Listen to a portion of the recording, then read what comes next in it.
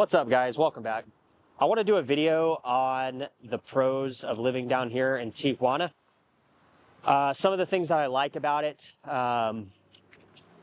comparatively to the US and things like that. So first and foremost, I think the pros are the food. The food tastes better down here. Whether I get it at the grocery store, whether I get it at, a restaurant. Like I've said a couple times, some of the best Chinese food I've ever had has been down here. A great ramen noodle spot. I know a great sushi spot. I mean, literally.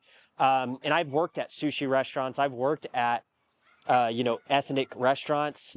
And the food is definitely one of the main things that I love about living down here. Okay, the food quality.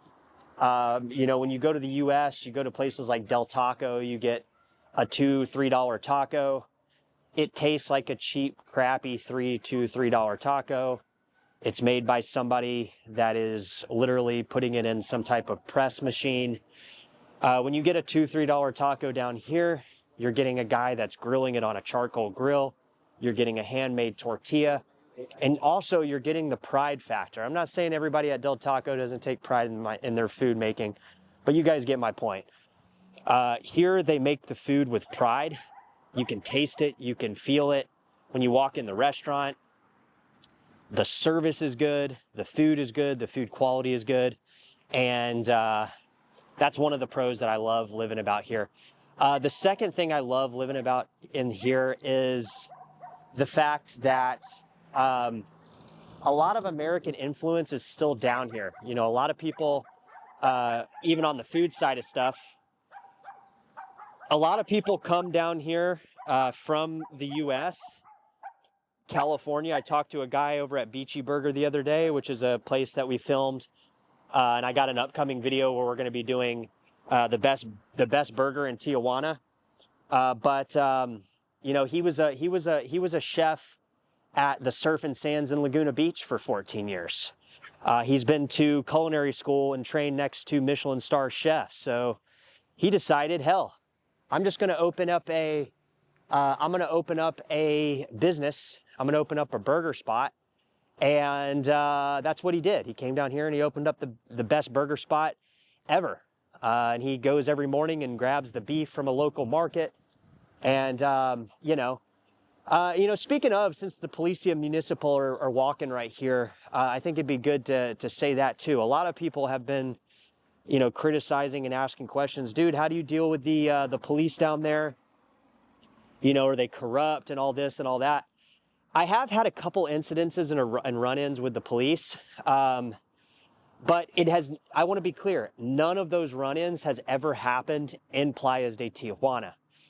So there was a couple different instances. Me and my lady were leaving Hong Kong one time. She wanted to go, not me. And she was driving and she was on her phone. The cop pulled us over, and basically I ended up having to give him some money so we could leave. There was that incident. And then I also, I was on my phone on the Tijuana Libre, which is the free road. And basically, I got pulled over, and he was trying to hustle me for some money. I didn't end up giving him any. I told him I actually didn't have any money on me. And I told him my debit card doesn't work in Mexico, and he basically let me go. But my point of the story is those areas, the downtown area of Tijuana is not a place that I would recommend going. For one, the area is very spotty. There's a lot of bad areas down there. It's basically not somewhere that you should be as a local, and definitely not somewhere you should be as a tourist, because that's where those cops are going to hustle money up, and they're going to pull you over when they see your plate. They're going to want money and, that kind of thing. But to be fair, both of the times that I got pulled over, even when my girl was driving, we were doing something illegal. Like, she was on her phone, I was on my phone while driving. That is a law down here. So it's not like they're just pulling you over randomly, although I have heard of that happening. However, one of the pros that I love about Playas de Tijuana Beaches, is the cops don't seem to be like that here. or in Rosarito. I feel like the cops in Rosarito, they're just typical cops, man. You know, they're not trying to, you know, cause any issues or anything like that. They're just trying to do their job. So another pro that I love about living down here is the weather. As you guys know, San Diego is always ranked as one of the top places to live for weather. It's always beautiful weather here. I mean, not every single day, but a lot of days. I would say a lot of days, more than not, the weather is really good here. We get a lot of sunshine, especially if you go inland a little bit. You know, here during the coast, we'll go ahead and prop you up there. A couple months out of the year, it's kind of cloudy half the day, and then the sun will come out, as you see. But generally speaking, Tijuana and San Diego shares the exact same weather. I mean, the weather patterns are identical, coastal regions and inland. So you do have a true Mediterranean climate, which is one of the rarest climates in the world. There's only a couple geographical areas that share this type of climate. So you do have a, you have a great weather system here, okay? I mean, it does rain in the winter months. Every couple years we'll get an El Nino or El Nina or something where it'll rain. But for the most part, the weather is generally pretty darn good most of the year. It's not too hot, it's not too cold. The UV index isn't crazy like it is in Puerto Vallarta, where you go outside and you get burned, or like Miami, where you go outside in 30 minutes you're roasted.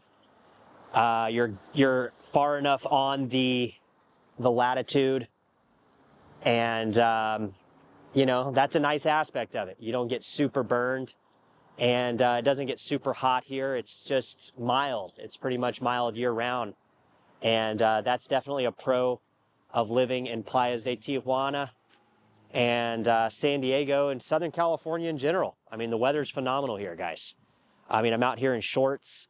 It's May. I got a sweater on. It's a little chilly in the evening times here. And, you know, I can be wearing the same thing in January most of the time. So the weather is definitely good. One other pro that I found recently is the gas prices. Okay, so that's a lot of stuff people have been talking about on the United States side of stuff, is what are the gas prices over there compared to here? And as you guys know, the Iran war and things like that, which we'll talk about more on the show, covering into different investment strategies, you know, the gas prices have really soared. In downtown San Diego, near my work, you're literally looking at like $7 a gallon at some pumps. Down here, the Mexican government has subsidized 26% of the tax on the gas. So we're still floating at under $6 for premium.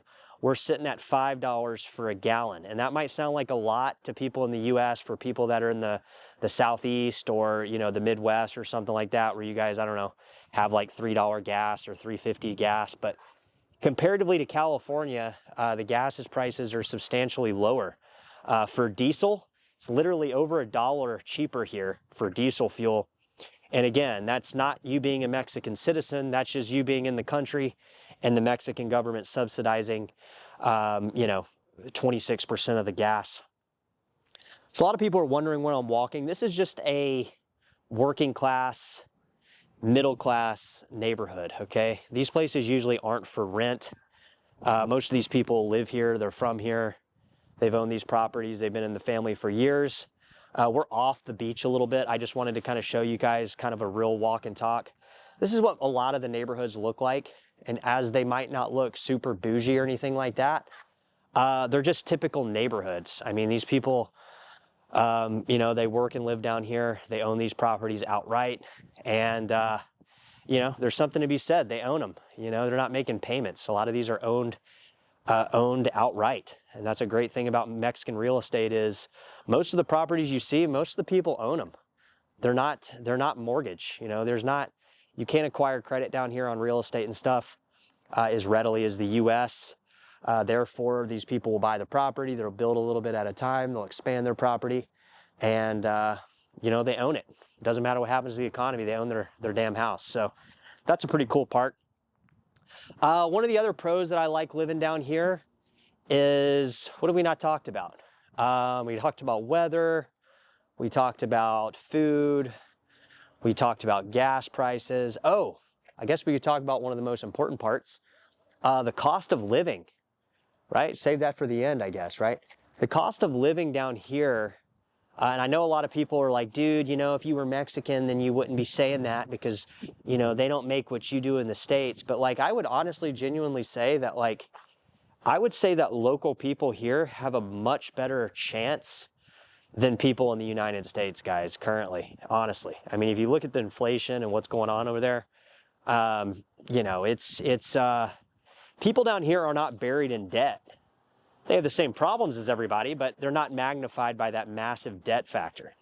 And, you know, I would say that, generally speaking, the cost of living down here is pretty good. I mean, you know, I don't have to work 3 jobs. You know, I worked like 3 jobs and did my real estate for like 5 years, man. And it was like, yeah, I built a badass portfolio with my crypto and stuff like that. But like, did I really make that much money? Like, I was spending literally, let's see, what was I spending? $40,000 a year in just rent. $45,000 a year with bills, rent. Man, you're talking $60,000 a year just to have an apartment and eat. You know, I mean, like, I'm sorry, guys. That to me does not sound like something that I want to do for another 5 years of my life. I'll tell you, not at all. And like I said, the people down here, they don't seem to do that. They don't have the debt. They don't have the finance ability. So everything that you see here, they own it. They own the cars on the road. It's not like everybody has a car payment. Now, some people do, obviously, but the percentage is a lot less. They own their cars. They own their house. They own what it is you see down here. They own what it is you see down here. So everything you see, even though it might not be to the greatest caliber of, say, the United States, they own it. So those are some pros. Check out the next video. We're going to be doing the cons. And obviously, you guys like the video. See, everybody's waving down here. Nobody's like pissed that I'm shooting a video. They're all waving. I'm not waving first either. They're waving first. So keep an eye out for the cons video. I'll release that probably in a few hours. And let me know what you guys want to see, what you like. And we'll try to keep it light here on the channel. I'm going to take a right down this road and talk about the dislikes, because everything's not great, you know. See you soon. Take care.